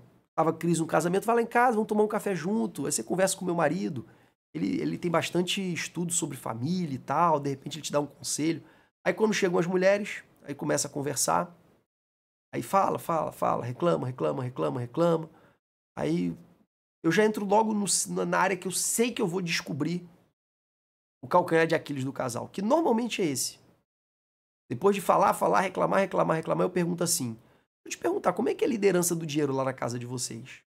Não, liderança? Não, lá em casa cada um tem seu dinheiro e tal. Falei, como é que vocês escolhem assim, como é que vão gastar e tal? Não, é tudo em comum acordo. Eu, tá. Aí eu já penso, né? É uma só carne, mas são 2 cofrinhos, né? Enfim. E na sequência, eu falo assim pra ela. Isso aconteceu umas 4 vezes, tá, irmão? Não foi uma vez só, não. Deixa eu fazer mais uma pergunta. E quando você vai deitar e você lembra que o cartão vai virar e não tem dinheiro pra pagar a fatura, como é que é a noite? Ai, meu Deus, eu não durmo, eu não prego o olho e tal, tal, tal, tal. E, tá. E ele? Ele dorme que ronca. Falei, tá. E aí, já tá tomando Rivotril? Como é que você sabe? É consequência lógica. Aí eu entro na palavra. Falo, você deveria descansar na autoridade dele. Sabe por que ele dorme e você não? Não é que ele não se preocupa, é que ele é menos sensível. Na grande maioria das famílias, esse é o padrão. A mulher que precisa, foi feita por Deus para ser mais sensível. Nesses momentos de crise, ela vai ser mais afetada. Mas para liderar, você tem que ser um pouco insensível. Como é que você vai mandar, você é chefe de uma empresa, como é que você vai mandar a gente embora? E depois vai ficar a noite em claro, pensando como é que o cara vai sustentar a família. Como é que você vai liderar uma igreja, ver a coisa errada e não chamar a atenção com o risco da pessoa sair e nunca mais voltar? Você vai deixar o erro acontecer? Então, para liderar, você tem que ter um pouquinho de insensibilidade. Você não pode ser tão sensível. E aí, meus irmãos, quando você compreende isso, que o homem ele foi feito um pouco menos sensível que a mulher e por isso ele tem uma aptidão maior para a liderança, e que se a mulher for sábia, ela vai descansar na autoridade dele. Quando a mulher compreende isso, ela para de olhar para a submissão somente como um problema e começa a olhar também como uma solução. Tem solução aí também, não é só problema, é uma fonte de descanso. Bom, depois que eu entendi isso aqui, irmãos, eu não vou pregar mais para lugar nenhum sem pedir pro meu pastor primeiro. Eu penso, tô saindo demais. Mas aí o pastor pode me negar. Aí eu mando a mensagem, se ele quiser negar, ele nega. Às vezes é pregação para lugar longe. Pastor, o senhor me autoriza? Pastor, eu fico assim, Senhor, se for da tua vontade que eu não vá, usa ele, Senhor. Eu só não quero eu negar ser convidado para levar a tua palavra para algum lugar que deve ter alguém precisando dessa mensagem e eu ser omisso. Então, irmãos, você descobre que a submissão, muito mais do que algo negativo, é uma bênção na sua vida. Te guarda, te blinda. E você pode descansar sem ficar tenso, preocupado. Mas eu vou negar o convite. Mas eu vou, mas vai ser tão... Não. Um convidou e o outro autorizou, é a vontade de Deus. Eu já parto do pressuposto. Deus quis que eu fosse. Ponto. Aí, meu irmão, se Deus quis que eu fosse, aí eu vou alegre. Entendeu? Então, a submissão é uma fonte de descanso. Essa é uma vantagem psicológica. Até quando eu vou comer num restaurante que eu não conheço, eu pego o cardápio, lá tem 20 pratos. Aí eu sempre escolhia um e depois ficava, poxa, tá até gostoso, mas eu queria o outro. Sabe o que eu faço agora? Chamo o garçom. Garçom, qual o prato que mais sai aqui? Aí é tal prato. Eu falei, eu quero esse. Mas e os outros e tal? Vê o cardápio e tal. De repente o senhor não gosta. Eu falei, mas de repente eu vou escolher e também não vou gostar. Pelo menos você falando, eu não vou ficar me culpando. Pronto. É isso. Irmãos, eu já ministrei esse conteúdo aqui no curso que eu falava sobre orgulho, online mesmo. E na parte do orgulho como autossuficiência, eu dei muita ênfase para essa questão da submissão. Tinha uma amiga da minha esposa, assim, super feminista.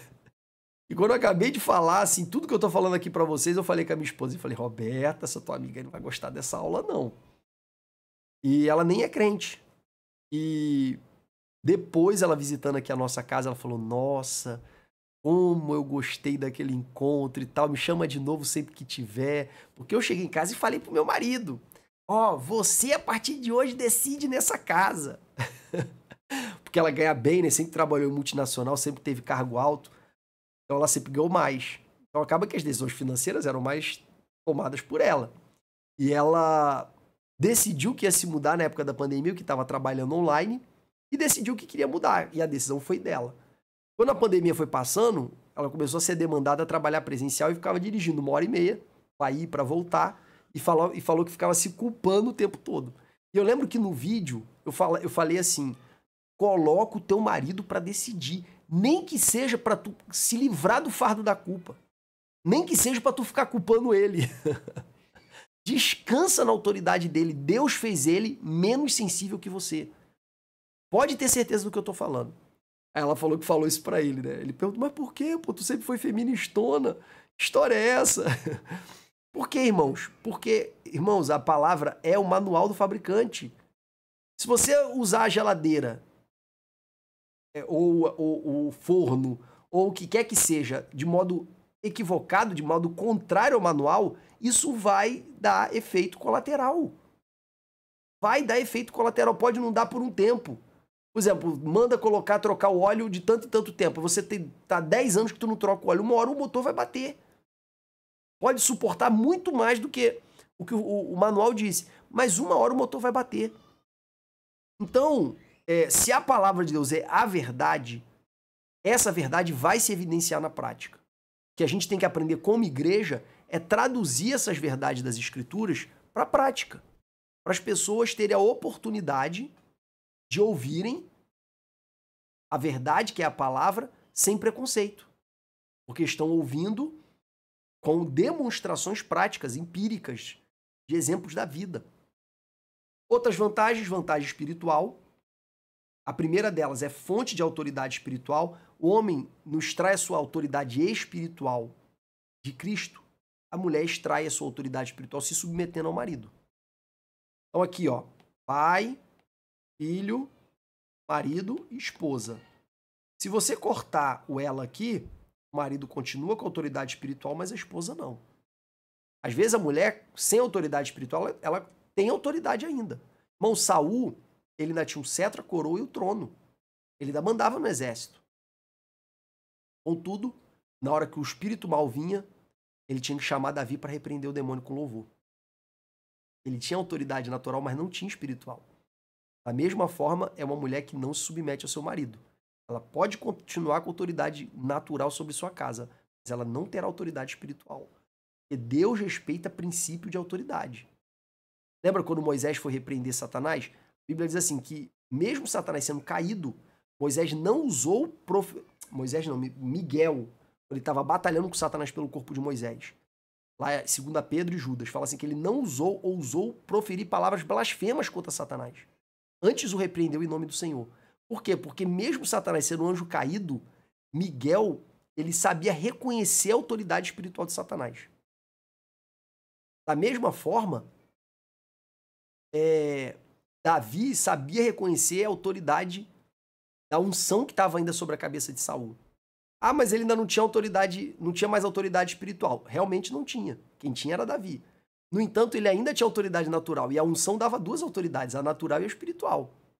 Ele perdeu uma, mas continuou com a outra. E Davi sabia reconhecer isso. Por isso ele disse, ai de mim tocar no ungido do Senhor. Ele sabia reconhecer a autoridade natural. Quer ver outro exemplo de princípio de autoridade? Quando Eva comeu fruto, nada aconteceu. Quando Adão comeu fruto, a Bíblia diz que os olhos de ambos se abriram. Por que os olhos de ambos? Porque a ordem foi dada para Adão. Então a responsabilidade era dele. Ele era o cabeça. Quem é o cabeça é o responsável. Então, queridos, quando a gente entende que Deus respeita princípio de autoridade, Deus respeita princípio de autoridade. Deus respeita princípio de autoridade. Quando a gente entende isso, a gente entende que a esposa não terá autoridade espiritual, ainda que ela conserve autoridade natural. Você sabe que a varinha tem uma autoridade assim extraordinária, né? Então, ainda que ela conserve autoridade natural, ela jamais terá autoridade espiritual que vem de Deus sobre a casa dela. Agora, quando ela se submete, ela usufrui da autoridade do marido e de Cristo. Ah, o marido não é crente. Ela bypassa ele, vai para Cristo. Cristo não vai negar ela autoridade espiritual se o marido dela está em desobediência. Tá? Vai passar essa unção para ela. Mas não está na Bíblia, Jefferson. Você está falando, sim, eu estou deduzindo. Cristo não vai deixar ela sendo submissa, Cristo não vai deixar ela sem autoridade. Certo? O marido não vai usufruir, ó, vai fazer a linha direta aqui, ó, entre Cristo e ela. Ah, ela é viúva, ela é solteira. Solteira, ela está na autoridade do pai, mas a viúva Com Cristo.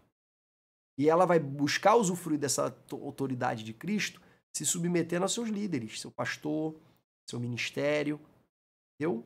Vai tomar uma decisão importante, submissão ativa. Ela vai perguntar à sua liderança qual é o conselho, qual é a direção que eles têm para a vida dela, ela tomar a melhor decisão, ser abençoada pela sua liderança. Então, queridos, Deus respeita o princípio de autoridade. Tá? Outra, segunda vantagem espiritual, falei de duas, né? A primeira eu já citei, autoridade espiritual. A segunda é a eficácia sobrenatural da submissão da mulher para ganhar o esposo para Cristo. Irmãos, Deus é um Deus de métodos. Quer derrubar a muralha? 6 voltas nos 6 primeiros dias e 7 voltas no último. Quer ficar curado da lepra? 7 mergulhos no Jordão. Senhor, o mar está fechado, o exército está vindo atrás para nos matar. O que você tem nas mãos? Tem um cajado, toca nas águas. Deus, irmãos, ele trabalha com métodos. Porque ele quis trabalhar com métodos. Tem coisas que ele só mandou maná, não fez nada. Mas tem coisas que ele quer fazer através de método. E Deus, na hora de salvar o marido descrente, ele estabeleceu um método. Mulher, para você alcançar o teu marido descrente, seja submissa, seja um exemplo. Ganhe ele sem palavras. Não é falando no ouvido, não é perturbando, reclamando da cerveja dele. Não é assim que você ganha ele. Não é assim.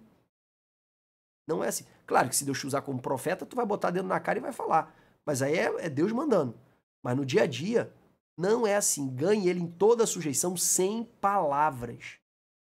Mas Jefferson, como é que eu vou ganhar ele sem palavras? Ele é isso, ele é aquilo outro.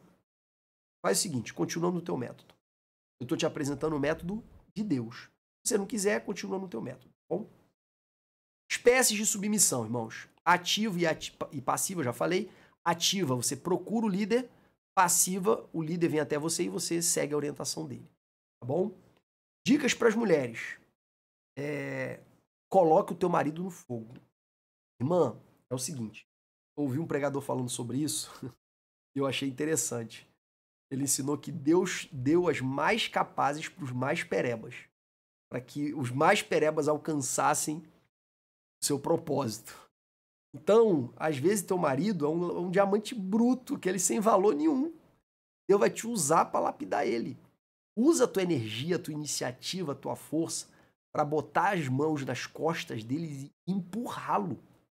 Sabe por quê, irmão? Porque se tu usar a tua energia, sua atitude, sua disposição, sua força para você crescer profissionalmente, crescer ministerialmente e socialmente e desenvolver, e você não usar a tua força para empurrar teu marido, lá na frente você vai olhar para trás, vai ver ele longe de você e você vai sentir vergonha dele. Você vai sentir vergonha dele. Vergonha. Ele vai virar teu motorista e você vai ficar com vergonha dele. Você vai ser grosseira com ele na frente dos outros. E vai descredibilizar a tua autoridade. Eu tô falando do que eu já cansei de ver. Já cansei de ver. Então, outra coisa, essa questão aqui de Pedro aqui, ó, a Bíblia fala que seu marido é ímpio. Ímpio é quem pratica impiedade. Às vezes ele é crente no papel, mas ele pratica impiedade. Ele tem a vida errada. Você quer ganhar o teu marido pro bem, pro certo? Segue o método do céu e não o teu método. Continuando, bota o teu marido no fogo. Além de você empurrar ele, por exemplo, você quer fazer uma faculdade, tu vê que ele tá parado, bota ele para estudar. Bota ele para estudar. Vai, estuda com ele, faz outro curso, enfim. Mas não deixa ele para trás. Empurra ele. Ministerialmente, empurra ele. Quem mais me cobra para eu fazer vídeo é a minha esposa. Quando eu não faço, ela briga comigo. Então, quem me ajuda a responder, por exemplo, os comentários, depois me passa, para não gastar tempo com coisas... Isso aqui me consome muito tempo, irmãos. Então, eu preciso diminuir o tempo em outras coisas. Então, às vezes a gente está no carro, ela lê os comentários para mim, eu digo o que pode responder e tudo mais. Ela agiliza muito a minha vida. Mas ela fica ali no meu pé. Vamos, tem que gravar. Os irmãos estão esperando. Vai lá. Então, queridos, bota as mãos nas costas dele, empurra ele. Bota ele no fogo. Bota ele para avançar. Tá? E para decidir também. Irmã, teu marido ele tem uma tendência do pecado a ser irresponsável. A não querer se comprometer. Então, Se você começa a tomar o protagonismo, começa a tomar a dianteira, começa a tomar a frente, ele vai se acomodar. Ele vai se acomodar. E você vai ficar com raiva dele porque ele tá ficando acomodado. E quem decide se responsabiliza. Aí é você que decide, ele não vai se sentir responsável. Quem decide se responsabiliza. E se sente responsável também. Por exemplo, mudamos de igreja. Se a decisão foi minha, eu tenho que fazer dar certo. Mudou de casa, eu tenho que fazer dar certo. Saiu do emprego, eu tenho que fazer dar certo. Porque quem decide se responsabiliza. Então, querida, vai essa dica pra você. Bota ele pra decidir. Tá pensando em fazer tomar uma decisão importante? Fulano, o que você acha? Ou então a filha quer sair, o filho quer sair. Ah, não, vai lá falar com a sua mãe. Ops, fulano, não, vem cá, fulano, vem cá, o amor, chega aqui. Aí ela pediu pra sair, você vai deixar? Você que decide, quem manda aqui é você. Minha esposa fala isso pra minha filha. Minha filha às vezes quer alguma coisa, não, papai, eu perguntar pro papai. Mas mamãe, seu pai lidera, seu pai que decide. Aí às vezes ela vem pra mim, aí pergunta pra mim. Certamente já perguntou a mãe falou que não, né? Criança de 7 anos, inteligente. Ah, papai, não sei o que lá. Eu já percebo, eu já falo, não, vou perguntar à sua mãe. Mas papai, mamãe falou que é você que decide. Sim, sou eu que decido. Eu vou ouvir sua mãe e depois eu vou tomar uma decisão. Ela, não sei o que. Eu falei, Giovana, já pediu sua mãe? Ela disse não, né? Fala a verdade. Aí ela sai reclamando. Mas qual é o ponto? A minha esposa me dá a primazia. Ela me dá essa autoridade. Ela reforça essa autoridade, melhor dizendo. E quando é pra decidir, ela pergunta pra mim. E aí, Jefferson, vamos fazer? Me cobra a decisão. Certo? E tem hora que eu, às vezes, tomo uma decisão que desagrada ela. Porém, na maioria das vezes, irmãos, eu sigo o que ela acha que é o melhor. Por quê? Porque ela é inteligente, ela é sábia. Então, eu sempre vou dar importância ao que ela falar. Mas, em alguns momentos, claro que a gente vai divergir, porque eu não tô ali para homologar as decisões dela. Eu tô para decidir, para ela descansar na minha decisão. Porque se eu só faço o que ela quer, o que ela vai sentir? Que quem tá decidindo é ela. E ela vai levar toda a carga disso. E por fim, outra dica para você, irmã, é denuncie o teu marido se estiver andando fora da linha. Tá gritando com você, fala, eu vou chamar teus pais. Eu vou chamar teus pais, vou fazer uma reunião com eles aqui em casa e vou falar que eles criaram um filho agressivo, mal educado, tá? E você vai se explicar pro teu pai por que tu tá gritando comigo. A primeira vez vai ser com o teu pai, a segunda vai ser com a minha, a terceira vai ser com o pastor e a quarta vai ser na delegacia. Isso é agressão psicológica. Isso é agressão moral. Moral não, é agressão psicológica. Violência psicológica. Então, ameaça denunciar ele primeiro para a família dele. Se é física, aí já é outra história. Tô falando de agressão moral. Tá bom? E falei da submissão, agora eu vou falar do papel da auxiliadora. E aí eu já antecipei, né? O teu marido, irmã, ele tem um instinto egoísta, natural. Ele vai querer comprar um carro que vai comprometer 30% do orçamento de você. Não deixa. Não deixa assim. Orienta ele. Qual é o papel dele? Seu papel é cuidar da saúde financeira da nossa casa. Isso aí vai comprometer Ah, não, mas dá. O homem tem uma tendência de ser irresponsável com relação à família. Então, Deus vai te usar para segurar o instinto egoísta dele. Use a tua inteligência para empurrá-lo para frente, já tinha falado isso. E já falei também que Deus dá aos mais talentosos para os mais perebas. Certo? Próximo item. Honrem os seus maridos. Paulo termina Efésios 5 dizendo para o marido amar sua esposa, como a seu próprio corpo, e para as mulheres honrarem seus maridos. Irmã, quando a gente estuda as 5 linguagens do amor, que eu não vou falar delas aqui, a gente entende que as pessoas se sentem amadas de modos diferentes. Eu já aconselhei um casal agora recentemente, foi incrível, foi nítido isso. Ela estava reclamando um absurdo que ele não trazia uma bala para ela. Tava assim, indignada, ela já tinha dado perfume, já tinha dado um monte de coisa para ele. Aí ele falou, cara, mas eu te busco no trabalho, eu faço isso, eu faço... E ele deu a lista No início eu fiquei assim, pô, que cara ogro, cara, nem pra dar um presentinho. Mas quando ele deu a lista de serviço que ele fazia por ela, caraca, eu terminei assim, pô, mas essa menina é muito ingrata. Mas não é ingrata, não. Eu falei isso pra eles. Eu falei, gente, vocês têm linguagem do amor completamente diferente. Então, você que faz tudo isso, que serve ela dessa maneira, acrescente um serviço nisso. Compre alguma coisinha de vez em quando para agradá-la. E eu falava para ela, e você se preocupe menos com o presente. E sirva ele, tente agradá-lo, servindo ele de alguma maneira. Porque não basta amar, você também tem que se fazer compreendido no seu amor. Só que não existe nada que faz um homem se sentir mais amado do que ser honrado. Não existe nada que faz sua mulher se sentir mais amada do que ver o sacrifício do marido por ela. Aí já vai uma dica aí, homens. Se você quiser reconquistar o coração da varoa, é só se sacrificar por ela. Ela fica regozijante, mas ela tem que ficar claro que é por ela, pela família, e não por você. Quando ela vê o teu sacrifício por ela e pela família, ela fica com um sorrisão de orelha a orelha, ela te admira, ela passa a te respeitar mais. Então, mulheres, entenda isso. O homem se sente amado quando ele se sente honrado. Tem até uma experiência para contar minha. É tosca, mas é minha experiência. Uma vez, 2 ou 3 vezes, quando eu casei, minha esposa botava minha comida. Que a mãe dela colocava, então, quando ela casou, já era natural. Foi passando o tempo, eu falava para ela, não precisa mais não e tal. Eu já criado sozinho, criado botando minha comida, e quando eu morei o tempo sozinho, eu botava minha comida também.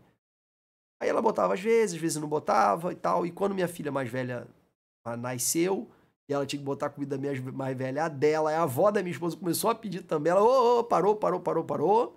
Não vou botar comida pra casa toda, vou botar a minha e da Giovana. Eu já estava acostumado a vida toda a botar minha comida, problema nenhum. Só que aí teve alguns eventos assim de família e tal, que tá todo mundo botando comida pros seus maridos, eu fui o único que não ganhou um pratinho de comida na mão. Me senti tão envergonhado. Por outro lado, eu ficava assim, eu ficava chateado, não, eu ficava com vergonha de sentir vergonha. Assim, cara, tu vai ficar com esse sentimento besta porque não veio trazer um prato de comida que tu tem mão e pé pra botar. Mas foi uma vez, foi 2 e foi 3. Depois da terceira, eu falei, cara, eu não vou derrotar meu coração. Eu não queria me sentir assim. Eu queria só levantar e só botar minha comida. Eu não queria estar com essa vergonha. Não queria estar com esse incômodo. Mas já que eu tô, aí eu falei com a Roberta. Falei, Roberta, quando a gente estiver em público, não precisa em casa não. Quando estiver em público, todo mundo estiver botando as suas comidas ali e tal, coloca a mim e traz pra mim. Ah, tá bom. Aí a partir daí ela começou a fazer. Irmãos, é uma bobeirinha, mas no fundo, quando você é honrado, homens, né? Quando os homens são honrados, eles se sentem valorizados. É como se eles não tivessem importância quando eles não são honrados. E o que é honra? Honra é, em primeiro lugar, respeito. É você não dizer palavras que o envergonhem, que o humilhem, não dizer palavras que o diminuam, não debochar dele, tem que respeitar. Ele é o líder da tua casa, irmão. Ele é o líder da tua casa. Respeite o teu marido. Não fica com brincadeira boba com ele, respeitando ele na frente dos outros. Trate ele com respeito. E em segundo lugar é prestígio. Honrar é prestigiar. No caso, esse exemplo besta, que é trazer a comida, se comportar em público de uma maneira que venha valorizá-lo. Então, honra é respeito, prestígio. Depois, quando eu falar dos pais, que não vai ser hoje, vai ser outro dia, a gente fala também do sustento, tá bom? E não seja rixosa, briguenta, chata. Olha a quantidade de texto bíblico que fala contra a mulher rixosa. É melhor morar sozinho num barraco do que com a mulher briguenta e implicante numa bela casa. Isso aqui tá na Bíblia, irmão. Isso aqui não é frase minha, não. Isso aqui não é frase minha. Isso aqui é Bíblia, palavra de Deus. Eu botei na versão da Viva porque a nossa versão é mais arcaico, não é tão fácil de entender. Ó, Provérbios 21:19. É melhor morar numa terra seca e deserta do que numa boa casa com a mulher briguenta e implicante. Meu Deus. É a Bíblia que está falando isso. Provérbios 27:15. Aquele pinga-pinga constante que acontece quando chove, quer dizer, a goteira, e a mulher briguenta implicante são muito parecidos.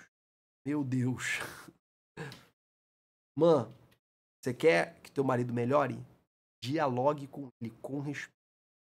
Não fica falando no ouvido o tempo todo. Chega uma hora que é insuportável. Esse não é o método de Deus. Bom, ore por ele, jejue por ele, aconselhe ele.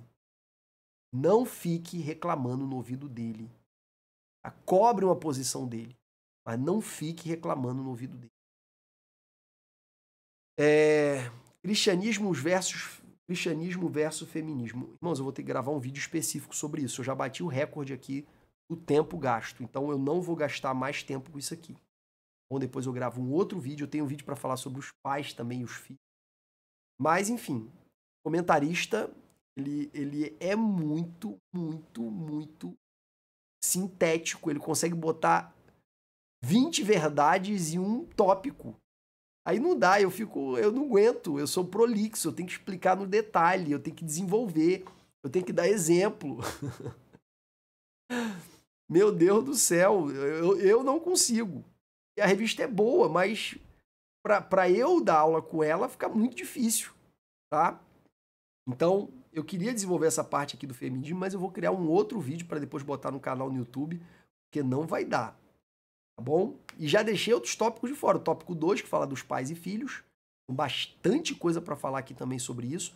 E o manual orienta uma família sólida. São vários conselhos que ele dá no tópico 3, que são muito bons também para a família. No entanto, eu não tenho como desenvolver aqui, tá bom? Perguntas que eu vou responder agora. Pergunta primeira, né? É certo falar de submissão feminina em pleno século XXI? Com certeza sim. A Bíblia, passarão os céus e a terra, mas as minhas palavras não vão de passar. Eu vivo lá, onde a minha esposa nisso não era nem um pouco submissa, mas quando Deus tratou o meu orgulho e tratou o dela, Deus virou isso. E hoje tudo que ela faz de decisão importante, ela me consulta para saber qual será a minha decisão. Ela não consulta a minha opinião, ela consulta a minha decisão. E 95% das minhas decisões são exatamente o que ela achava que seria melhor. Então, numa casa moderninha, cada um tem sua opinião e tem que chegar num consenso. Então, brigam, e aí 50% faz a vontade de um, 50% faz a vontade do outro. Numa casa retrógrada igual a minha, eu estou falando para os jovens, pensam assim, 95% das decisões é exatamente o que a minha esposa queria que fosse feito. Então, você se questiona, o que é melhor? Tá no padrão bíblico ou tá no teu padrão ímpio? Padrão mundano, padrão secular, né? Onde todos são absolutamente iguais e não existe diferença de papel. Perguntas. Segunda, a Bíblia considera os homens superiores às mulheres? Respondemos claramente que não existe superioridade nenhuma. Homens e mulheres, como eu disse na primeira aula, teoria da complementariedade, são semelhantes em praticamente tudo, diferentes em pequenas coisas, e nessas diferenças eles são complementares. Bom? São complementares. Então, muito parecidos, com pequenas divergências, pequenas diferenças, e nessas diferenças, complementares. Então, não são exatamente iguais e o homem, de maneira alguma, é superior à mulher. Ah, mas ele joga no esporte e tal. Então, superioridade física. Mas ele gera vida, ele amamenta, ele é sensível como a mulher? Tem aquele sexto sentido? Claro que não. Próximo, a condição desfavorável da mulher na sociedade atual. Proposta feminista é a solução. Não vou poder responder nesse vídeo. Só desejo a vocês, o Senhor abençoe vocês. Vocês que são professores, que vocês possam dar uma aula marcante para a classe de vocês, muito edificadora. Deus possa usar vocês, professores, poderosamente, em nome de Jesus. E nos vemos na aula de número 4. Forte abraço para todos, a paz do Senhor.